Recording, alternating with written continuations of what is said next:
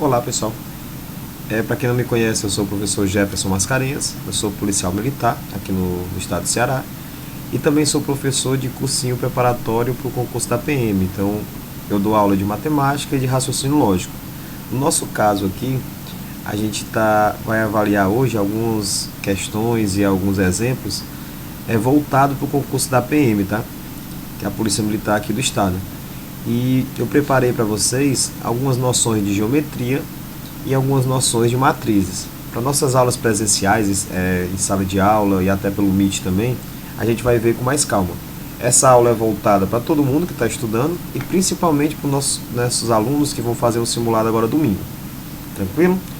Então vamos lá. O que eu preparei para vocês? Eu preparei aqui primeiramente só essa parte aqui da noção de geometria. O que pode cobrar lá na hora da prova, o que a FGV vai querer da gente na hora da prova, quando ela fala noções de geometria, quando ela fala que eu tenho que saber alguma coisa, o básico de geometria, eu tenho que saber. Tu tem que saber áreas, tá? Eu só vou ter que saber a área de toda a figura geométrica? Não, tá? A gente vai ter que pelo menos aprender a área das principais figuras, que é a área do triângulo, que é esse polígono aqui que eu tenho 3 lados, onde a área dele, que está bem aqui, não sei se está dando para visualizar direitinho, mas a área desse triângulo vai ser o que? A base vezes a altura, dividido por 2. De qualquer triângulo, se eu fizer essa formulazinha, eu vou conseguir encontrar a área. Tem algumas fórmulas que eu posso calcular a área do triângulo de outras maneiras, professor? Até tem. A gente vai ver isso mais na frente, mas por enquanto eu quero de vocês que vocês entendam o básico, que a gente comece a caminhar nessa parte de geometria, beleza? Então a área do triângulo, base vezes a altura, dividido por 2. O quadrado e o retângulo, tá? O quadrado, professor, eu posso dizer que ele é um retângulo? Ele, na realidade, todos dois são quadriláteros, e a diferença, e todos têm ângulo de 90 graus, que são esses ângulos retos aqui. A diferença do retângulo para o quadrado é que no quadrado todos os lados são iguais, mas são figuras bem parecidas. E o que eu posso concluir com isso? Que a área tanto de um quanto do outro vai ser a base vezes a altura. No caso aqui, no retângulo, eu tenho A vezes B, e no caso do quadrado, eu tenho L ao quadrado. Por quê, professor? Porque a base é igual à altura, tá? Então, esse A vezes B que tem aqui nessa fórmula, eu posso escrever A, professor, é sempre a base vezes a altura. Tranquilo? A, professor, é bem parecida com um triângulo. É sim, porque se você parar para pensar no triângulo, ó, eu tenho esse triângulo. E área, eu estou falando da superfície, tá? Essa área desse triângulo, essa superfície desse triângulo, ele é exatamente a metade da superfície de um quadrado. Então, as fórmulas se assemelham por conta disso. Beleza? Eu tenho também trapézios, losangos. E como é que eu faço para calcular? E paralelogramos aqui também. Ah, professor, paralelogramo, que é esse daqui de baixo, ó. Como é que eu calculo a área dele? Por que é paralelogramo, professor? Porque eu tenho lados paralelos. Esse é paralelo a esse é paralelo a esse, tá?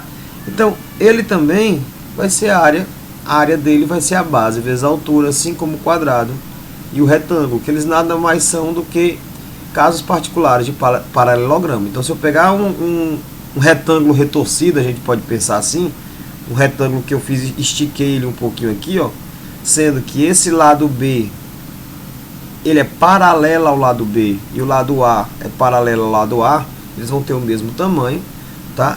E a área dele também vai ser base vezes a altura. Tranquilo? Eu tenho losango, que é aquele símbolozinho que aquela figura geométrica que a gente tem no meio da bandeira do Brasil, aquela parte amarela. E para eu calcular a área do losango, eu tenho a diagonal maior. A área do losango é diagonal maior vezes a diagonal menor, dividida por 2.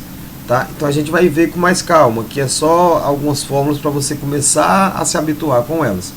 E o trapézio, que a área dele vai ser o quê?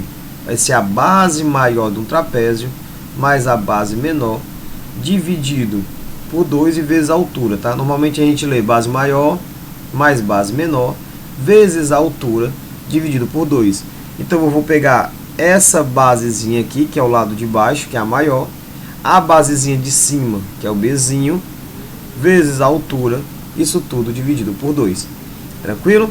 Então, Ah, professor, eu vou usar agora essas fórmulas nas questões do senhor? Não, tá? Eu só coloquei aqui porque a gente vai ver nas próximas aulas. Quem for fazer o simulado, pelo menos essa do triângulo, do quadrado e do trapézio é interessante que vocês saibam, tá? E em relação a triângulos, tem uma coisa muito importante que é chamado do teorema de Pitágoras. Esse teorema aqui vocês vão utilizar na vida acadêmica de vocês. Ah, professor, vou fazer um concurso, eu vou fazer uma faculdade que tem alguma coisa da parte de exatas, de cálculo. Ah, professor, não quero ser matemático não, mas eu gosto de engenharia, vou ser engenheiro. Então, eu gosto de física, eu gosto de alguma coisa na área de exatas, que você vai ter uma figura, vai ter uma geometria. Esse teorema de Pitágoras aqui é bastante utilizado. Como é que ele vai ser utilizado? Eu tenho 3 lados de um triângulo, né? E eu tenho que o lado que está oposto a esse ângulo reto, que é o ângulo de 90 graus, sempre a gente pode falar numa questão que esse ângulo tem 90 graus, ou esse ângulo é reto, que você já vai saber que é um ângulo desse jeito. Tranquilo? Pessoal, como é que eu vou saber? Eu vou ter uma ideia no mundo real o que é um ângulo reto. Pensa que é na sala ou no quarto onde vocês estão agora. E você olha lá na quinazinha do chão com a parede. Esse ângulo que forma com o chão com a parede é exatamente um ângulo reto, um ângulo de 90 graus. Tá bom? Então, como é que eu calculo? Para que serve esse teorema? Como é que vai ser esse teorema? É o seguinte, eu vou chamar de A a minha hipotenusa, vou chamar de B esse primeiro cateto e vou chamar de C esse segundo cateto. Essas são as nomenclaturas, hipotenusa e 2 catetos que eu tenho no triângulo retângulo. Então, o teorema de Pitágoras me diz o seguinte, que se eu pegar o lado maior, que é a hipotenusa ao quadrado, isso aqui vai ser igual a B ao quadrado mais C ao quadrado. A hipotenusa ao quadrado é igual à soma dos quadrados dos catetos. Tá? Eu acredito que vocês viram isso aqui bastante no 9º ano, viram isso aqui bastante no 1º ano do ensino médio, e você tem que saber isso aqui para fazer a prova da PM também. Porque se cair alguma coisa de geometria, pode haver com triângulo retângulo, e você, com o teorema de Pitágoras, você acha e resolve tranquilamente. Beleza? E outra coisa que eu não falei, eu falei das figuras e não falei do perímetro. Perímetro, galera, é sempre a soma dos lados, tá? Essa figura que eu peguei até da internet, eu baixei essa figura, ela tem as fórmulas do perímetro, mas você coloca na cabeça que se tu somar todos os lados dessa tua figura geométrica, você vai ter o perímetro, tranquilo? Então, se é um quadrado, é 4L, se você tem um retângulo, é 2A e 2B, né? Porque eu tenho 2 bases aqui embaixo, que é o mesmo tamanho, e 2 laterais, que é o mesmo tamanho também. Então, é basicamente isso, perímetro é a soma dos lados. Então vamos lá. Além disso, é interessante, teve uma aluna que até que me perguntou em sala de aula, professor, quando eu falo de geometria, eu estava pesquisando algumas questões e eu vi orientações em relação a norte, sul, leste, oeste. Não é que isso aqui seja geometria, galera, mas como a gente tem orientação espacial também, orientação temporal no nosso edital, né? Na realidade é orientação temporal, e o nosso edital está bem abrangente, então um fato como esse aqui, de norte, sul, leste, oeste, você tem que saber, uma coisa do nosso dia a dia, tranquilo? Então, eu sei que para cima é norte, para baixo é o sul, para cá eu tenho um leste, para a direita, eu tenho um oeste, para a esquerda. Professor, e esse meiozinho aqui? Aqui é o nordeste, ó, NE é o nordeste, só você lembrar, noroeste do outro lado, sudoeste do outro lado e sudeste tá aqui do outro lado também, tá? Então eu trouxe uma questão que a gente vai precisar dessa orientação e vai precisar também do teorema de Pitágoras. Então eu vou passar logo a questão para vocês aqui. Eu já tinha mandado o PDF para alguns, tá? Então o que a questão está me dizendo? É uma questão da FGV de 2017. E essa questão está falando que Pedro e Marcelo partiram de um mesmo ponto. E o terreno era um terreno plano. Pedro caminhou 40 metros na direção norte e em seguida 30 metros na direção leste, enquanto Marcelo caminhou 50 metros em direção oeste, ao oeste, e em seguida 110 metros na direção sul. Professor, o que está acontecendo? Como é que eu vou me orientar a respeito dessa questão? Chega na hora da prova, coloca lá, ó, norte, sul, leste, oeste, que tu vai saber se orientar para poder fazer uma questão desse tipo. Pessoal, é interessante você colocar isso aqui. Cara, não custa nada. É interessante você colocar porque você vai abrir sua mente. Você está cansado, já fez várias questões. Cuidado para não se confundir. A questão fala o seguinte, que todos saíram do mesmo ponto. Eu vou marcar um pontozinho aqui de partida. E a questão fala que Pedro, deixa eu ver se é o Pedro, isso, ele caminhou 40 metros para norte. Ah, professor, então significa dizer que ele subiu, vou colocar aqui, 40 metros. Depois de ele andar 40 metros para norte, ele caminhou 30 para leste. Professor, para onde é o leste? Para a direita. Então ele veio bem para cá, ó, 30 metros para leste.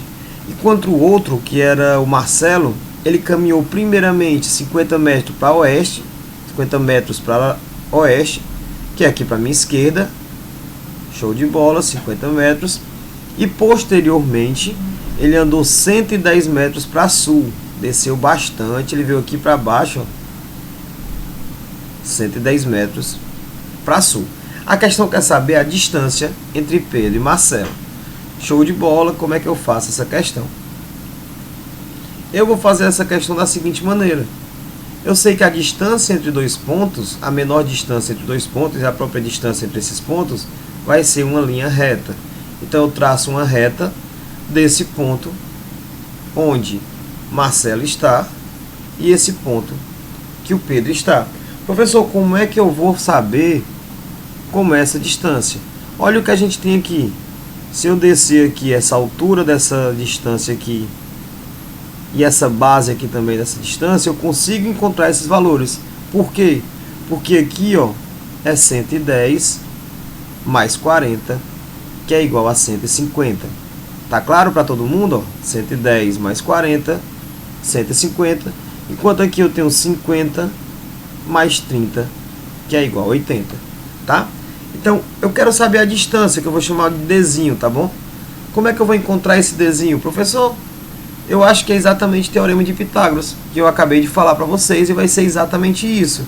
Meu D ao quadrado vai ser igual a 80 ao quadrado mais 150 ao quadrado. Tranquilo? Quando eu pegar aqui e for fazer resolver essa questão, o que que eu tenho? 8 vezes 8 é 64. E esse zero aqui eu vou ter que acrescentar dois zeros, porque é como se eu estivesse multiplicando 80 por 80 e os dois zeros vão aparecer no final. Do mesmo modo, quando eu elevar esse 150 ao quadrado, o que que eu vou encontrar? Se eu fosse botar só o 15 ao quadrado, eu tenho exatamente 225. Só que o 00 vai aparecer aqui no final. Tranquilo? Então, moral da história, eu tenho que meu D ao quadrado é igual a 6.400, desculpa, mais 22.500. Quando eu faço essa soma aqui, eu vou ter 28.500. Tá? Professor, e agora? Eu tenho 28.500. Quanto é que vai dar essa minha resposta aqui?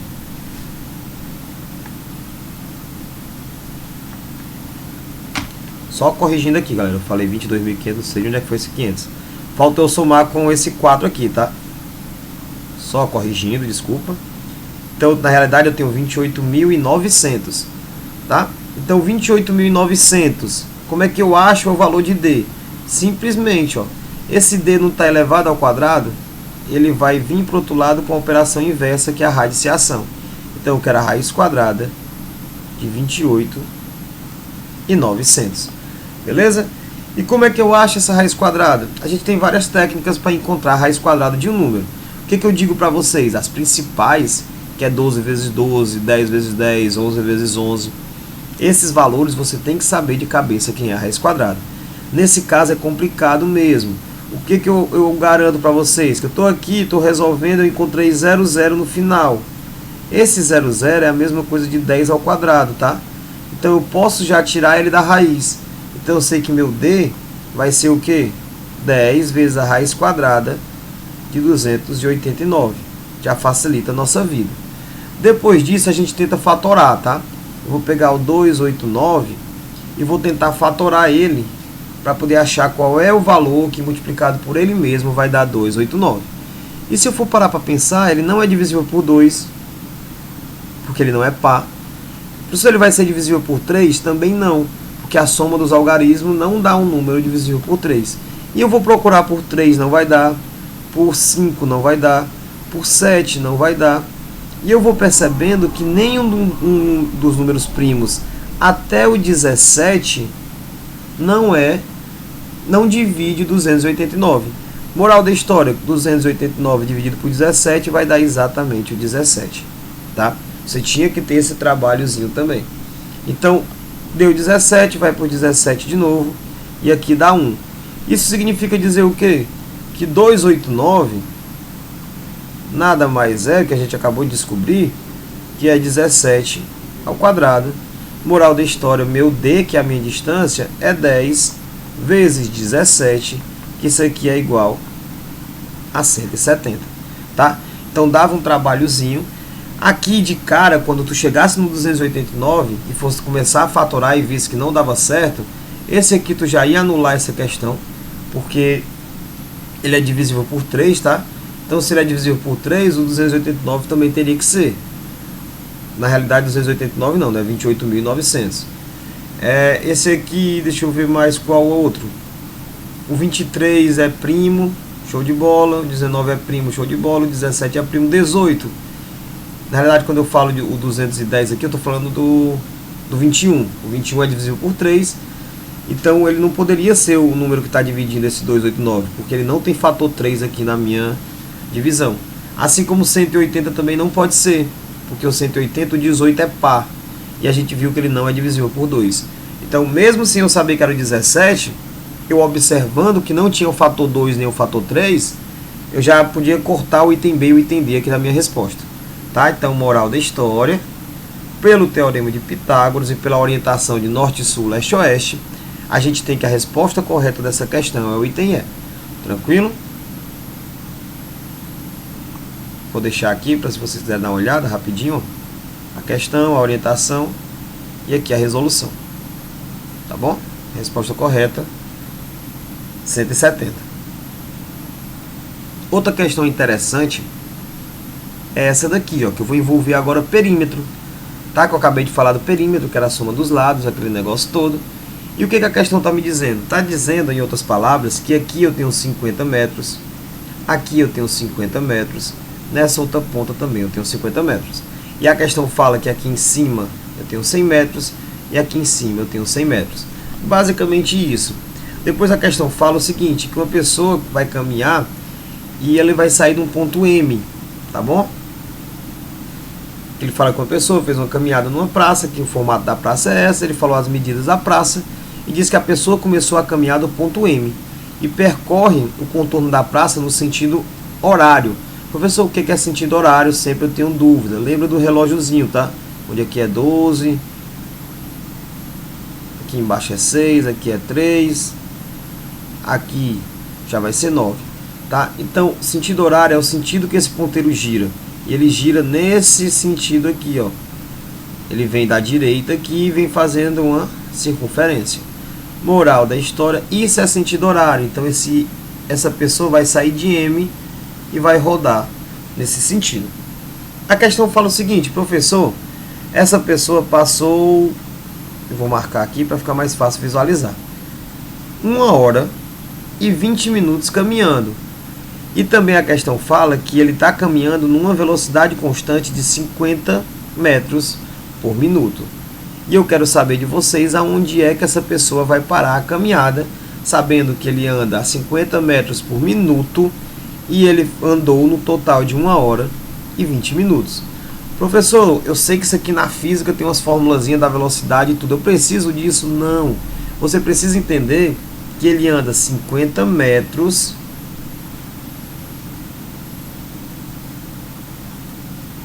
em 1 minuto.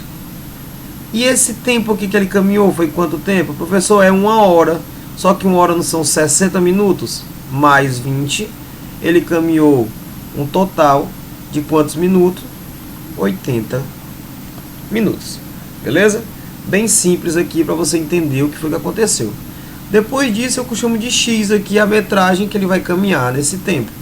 Multiplica em cruz.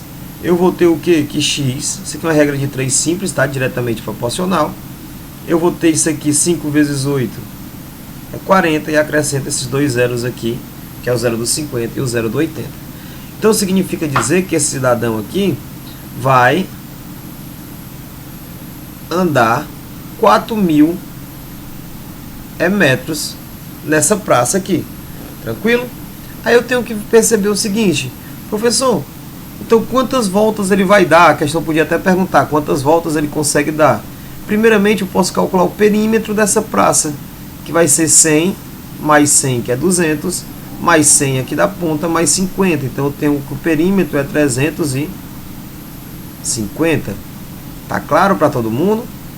Tá sim, tá tranquilo. Eu percebi que se eu somar, se eu der uma volta, eu vou andar 350 metros, tá? Só que se eu der 10 voltas, professor, eu posso até visualizar isso, ó. 350 vezes 10 voltas, eu vou dar um total de 3.500 metros. Então ainda tá um pouco abaixo aqui, tá? Então o que eu posso fazer para facilitar até a nossa visualização? Ah, professor, eu sei que 4.000 metros é o que ele vai andar. Se eu andar 3.500, eu volto para o ponto M de novo. Dei 10 voltas, voltei para M. Show de bola. Então, sobrou 500 metros para eu andar ainda. Tá? É uma das maneiras de fazer a questão. A gente pode dividir, encontrar o resto. Mas eu acho que essa maneira é a mais viável do aluno perceber o que está acontecendo. Então, beleza. 500 metros estão faltando ainda para a minha caminhada. Eu vou andar mais 350, professor. Andei mais 350, que foi mais uma volta. E aqui eu vou obter agora 150 metros. É isso que eu queria chegar. Então significa dizer que eu dei 11 voltas na minha praça, parei no M e ainda falta eu andar 150 metros. Tá? Ando mais 50 aqui, depois mais 100 aqui, andei os 150 metros e parei na posição P. Tranquilo? Então, era isso que a questão queria. Eu ia ver a quantidade de voltas que ele estava dando. Se fosse dividir o 350, fosse dividir os 4.000 por 350, ia dar 11, alguma coisa. Aí tu ia perceber que era 11 voltas mais esse alguma coisa, que era exatamente esse 150 que a gente ia achar. Tá? Então, moral da história, a resposta correta, o item C, a pessoa vai parar no ponto P dessa praça. Tá bom? Continuando rapidinho aqui, para o nosso vídeo não ficar tão extenso, eu coloquei também noções de matrizes, que eu queria ter dado na aula de ontem para vocês e não deu tempo.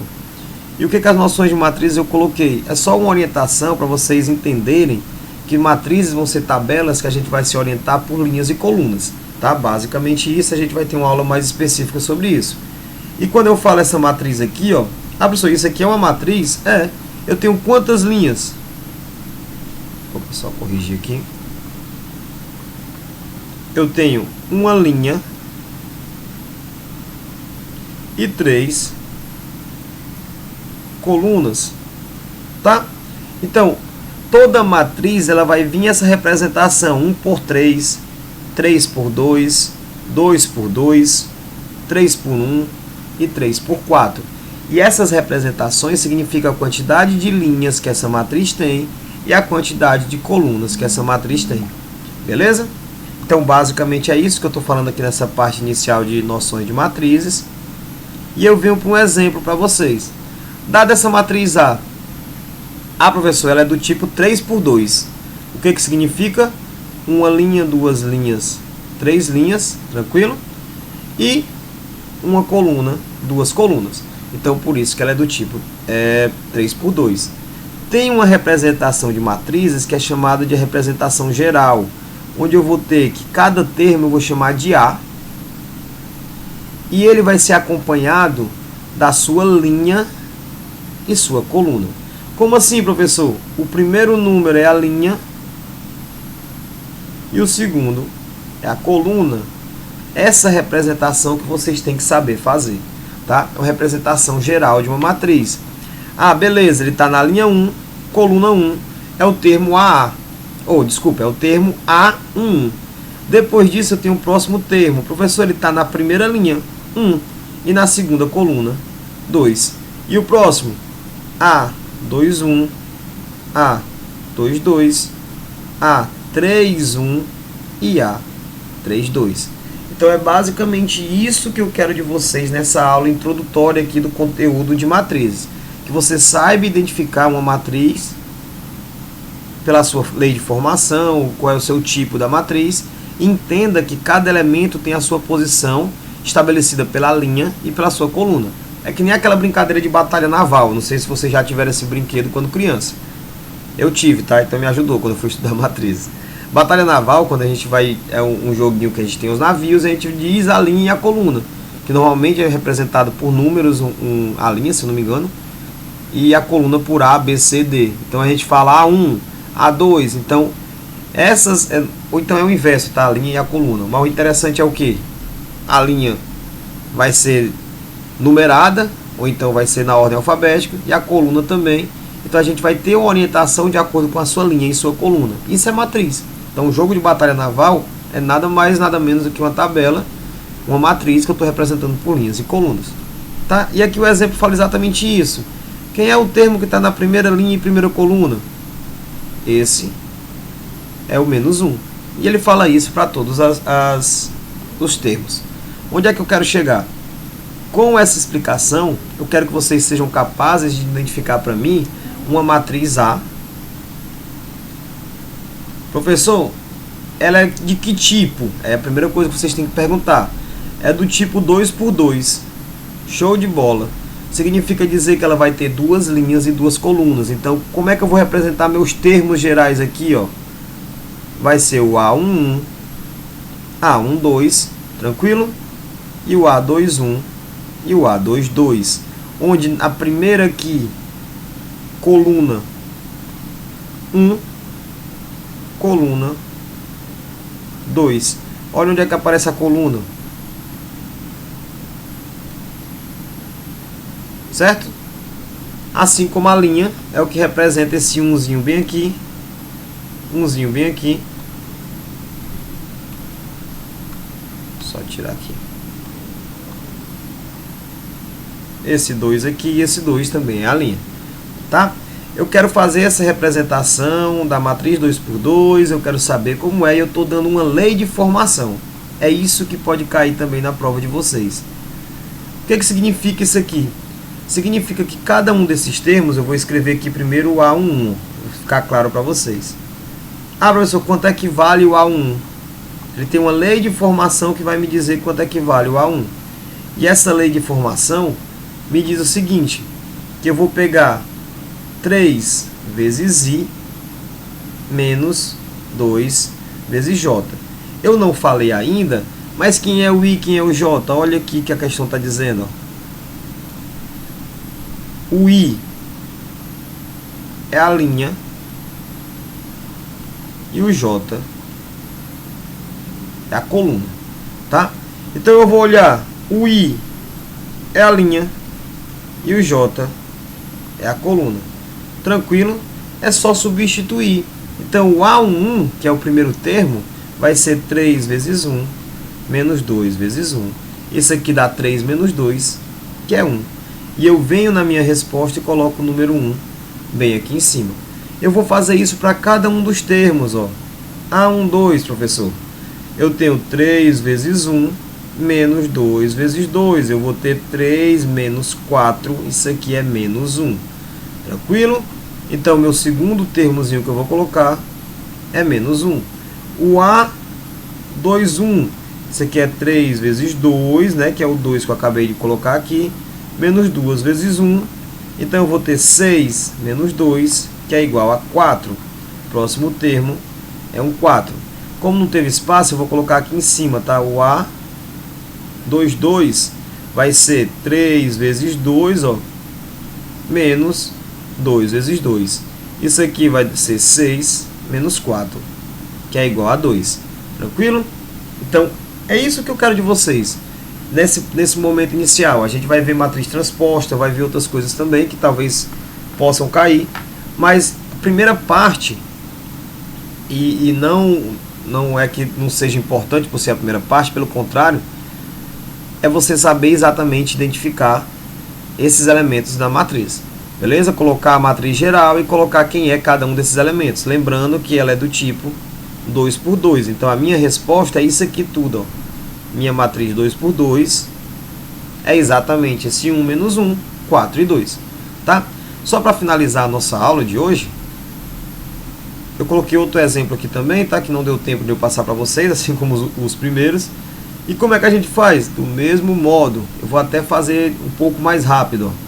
B, ele é a matriz 3 por 2, show de bola, 3 por 2 é a primeira coisa que eu tenho que identificar, onde eu tenho 3 linhas, então vou ter a primeira, a segunda e a terceira, e vou ter 2 colunas, então vou ter esses 6 termos para encontrar, onde aqui é linha 1, coluna 1, linha 1, coluna 2, linha 2, coluna 1, 2, 2, 3, 1 e 3, 2, tá? Então, isso é o que eu tenho que fazer. Tem uma lei de formação? Tem também. Onde a lei de formação me diz que o A11 vai ser igual a quem? O A12 vai ser igual a quanto? Tá? Fazendo aqui rapidinho, eu vou agilizar aqui a resolução, mas qual é a lei de formação? O 2 mais I mais J, tá, professor? Então é bem tranquilo, dá para fazer até de cabeça. Eu vou fazer essas duas e o resto eu vou colocar aqui direto. Vai ser 2 mais 1 mais 1. Aqui é 2 mais 1 mais 2. Então eu vou ter o que aqui em cima? 4. E depois eu vou ter 5. Então aqui é 4 e aqui é 5. Beleza? Professor, e esse daqui? Na hora da prova tu pode até ganhar tempo. Eu sei que é 2 mais esses, a linha e a coluna. Então eu tenho 2 mais 1, 5 também. 2 mais 2 mais 2, 6. 2 mais 3 mais 1. Isso aqui vai dar 6 também. E 2 mais 3 mais 2. Isso aqui vai dar 7. Então a matriz 3 por 2 obedeceu a minha lei de formação. Tranquilo? E eu consegui encontrar quais eram os valores que preenchiam essa minha matriz. Tá bom? Pessoal, eu espero que tenha ajudado em alguma coisa. Eu queria ter passado isso aqui na aula passada, só que na aula de ontem, na realidade, só que pelo tempo eu achei melhor eu fazer esse vídeo para ver se clareava um pouquinho as ideias. Tranquilo? Qualquer dúvida pode perguntar depois no WhatsApp, deixar aí uma mensagem também. E até a próxima, galera. Valeu!